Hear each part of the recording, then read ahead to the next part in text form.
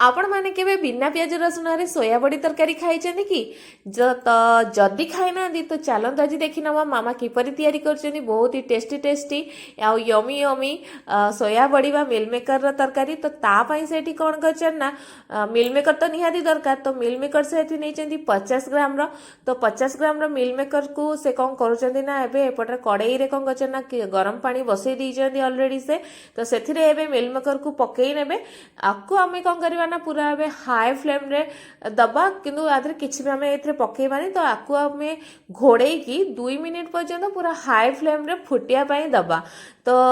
माने बेसी आपको आम सिझेबार ना बास आपको खाली फुटेबार अच्छी तो एबे जेहेतु 2 ରୁ 3 मिनिट हो जाइए तो एबे आपको काढ़ी देखो पूरा गप गप होइके पूरा माने पानीटा फुटुची तो एबे ए स्टेज रे आमे कौन करबा ना याकू गोटे पात्र रे आमे ठंडा पानी रखिथिबा तो याकू आमे डायरेक्ट पूरा छाणी की एमती ठंडा पानी रे पकई नवा ता द्वारा कौन हबो ना मिल मेकरटा जल्दी ठंडा हो जिवो आउ हमको माने तरकारी करबा पई भी सुविधा हबो कौन ना याकू आमे कौन माने पानी रे ठंडा पानी रे पकई दवा द्वारा जल्दी जल्दी ठंडा हो गले आमे ताकू चुपुड़िया पई मध्य सुविधा हबो तो याकू एबे फटाफट कौन करबा ना बढ़िया भाबरे भल भाबरे याकू पूरा चुपुड़ी नवा सबुतक तो एबे चुपुड़ी सारला परे सेथिरे मामा कौन करिवे ना किछि मसला पकेइबे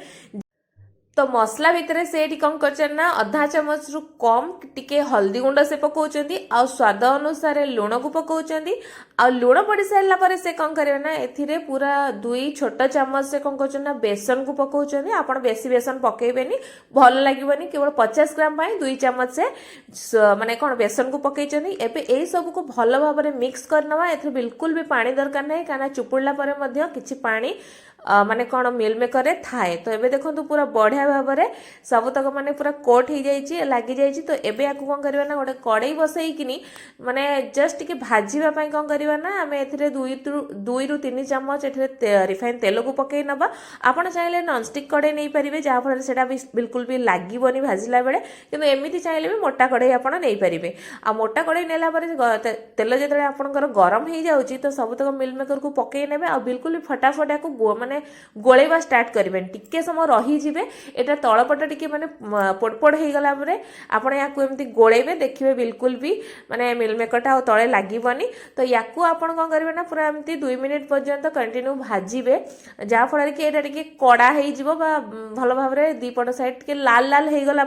आपण या कौन करेंगे ना काढ़ी नेबे देखो एबे माने आमे कौन पूरा भाजी नेलुणी पूरा देखो एबे पूरा लाल लाल हो गलानी माने भाजी हो गलानी तो एबे या कौन करवा ना गोटे पात्र को गोटे गोटे अल्प अल्प करके काढ़ी नवा तो जो पात्र रे आमे नेइथिलु माने गोळेइथिलु सेइथिरे आमे एथिरे काढ़ी भी दउछु तो एबे आमे ता पई किछि गोटे मसला बनेबा जेमिति कि एथिरे से नउचंती आधा चम्मच हल्दी गुंड आधा चम्मच काश्मीरी रेड चिली पाउडर आधा चम्मच जीरा गुंड आधा चम्मच टिके अधिक कौन करना से धनिया गुंड नउचंती आउ कौन करबे ना आधा चम्मच एथिरे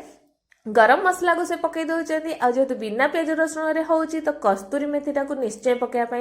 भूलिबेनी कहीं एटा पकाया द्वारा तार फ्लेवरटा बहुत बढ़िया आसी थाए आ से अल्प पानी देकी कौन करबा ना मसलाटा को भल भाव में गोड़े नवा जहाँ फल जितेबाला आम या माने मसला कषिबा ए मसलाटा आमर पोड़ी जीवनी जेहेतु सुखा मसला गुड़ाक तो माने हठात पकईदेले तेल रे पकेला मात्र एटा पोड़ी जाए तो तार टेस्टा पूरा खराब हो जाए से आपड़ एमती सब गोलैकिनी नेले बहुत भल हम तो तापाई सी माने तरकारी पई से किछि गोटा मसला नहीं चंदी कि जेमिति कि आधा चम्मच जीरा दालचीनी खंडे गुजराती गोटे और तेजपत्र गोटे नहीं चंदी तो चलते एबे फटाफट तरकारी तैयारी करबा तो तरकारी पई से कौन करछन ना कड़े गरम करके सेतिरे 2 ରୁ 3 चम्मच माने तरकारी को देखिकी जेति तेल दरकार तेल देबे एबे तेल गरम होला परे कौन करबा ना सबु तक गरम माने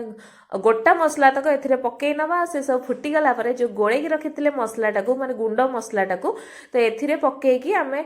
एटा तो बेसी समय लागेनी तो अल्प समय जेहेतु 1 मिनिट 2 मिनिट भितर एटा हो जाए तो या गोले की आम छाड़देवा तो तेल छाड़ापी तो ता भीतर आम आउ गोटे मसला प्रिपेयर करवा जमीती कि 4टी काजू खंडे अदा आउ गोटे टमाटो को सेठी काटिकी नहीं तो या आम कौन करवा ना ग्राइंडर रे माने ग्राइंडिंग करना पूरा भल भाव चिकन भाव में ग्राइंड करके नहीं आसवा तो एबे देखो तेल छाड़ी गलानी ये सब मसला तो यही स्टेज रे आम कौन करवा ना जो रखी आम जो बाटिक आने आउ गोटे मसलाटा को सही मसलाटा को एबे कौन करवा ना एथिरे देईदबा तो एबे याकू भल भाव में पूरा तेल छाड़िया पर्यंत 2 मिनिट आम याकू କଷିବା। ତ ମସଲାଟା ହବା ଭିତରେ ମାମା ଏପଟରେ କ'ଣ କରିଛନ୍ତି ନା ଗୋଟେ ସିଝା ଆଳୁକୁ ଏମିତି ପୁରା ଛୋଟ ଛୋଟ କରିକି କାଟି ନେଇଛନ୍ତି। ଆପଣ ଚାହିଁଲେ କଞ୍ଚା ଆଳୁକୁ ନେଇଯିବେ ଆଉ କାଟିକି ଆକୁ ଭଲ ଭାବରେ ତେଲରେ ଭାଜିକି ମଧ୍ୟ ନେଇପାରିବେ। ଆମର ଯେହେତୁ ମାନେ ଜଲ୍ଦିରେ କରିବାର ଥିଲା ତ ସିଝା ଆଳୁ ସେ ଏଠି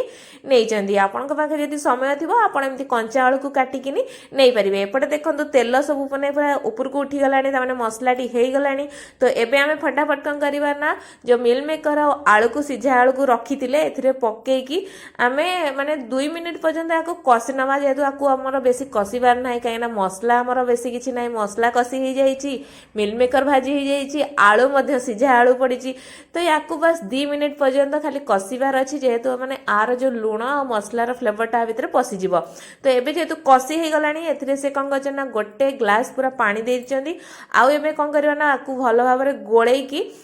ମାନେ ଆକୁ ପୁରା ଭଲ ଭାବରେ ଏବେ ଫୁଟିବା ପାଇଁ ଦେବା। ଆପଣ ଚାହିଁଲେ ଘୋଡ଼େଇକି ମଧ୍ୟ ଫୁଟେଇ ଦେଇପାରିବେ। ଯେହେତୁ ଏଇଟା ପୁରା ରେଡ଼ି ହେଇଯାଇଛି ତ ଏବେ ଦେଖନ୍ତୁ ପୁରା ହାଇ ଫ୍ଲେମ୍ରେ ଆମେ ଆକୁ ପୁରା ଭଲ ଭାବରେ ଫୁଟେଇ ନେଇଛୁ। ଏବେ ଏସବୁ ପୁରା ଫୁଟିଗଲାଣି। ତ ଏଇ ଷ୍ଟେଜ୍ରେ ଆମେ କ'ଣ କରିବା ନା ଆଉ ଅଳ୍ପ ଟିକେ ଗରମ ମସଲା ଆଉ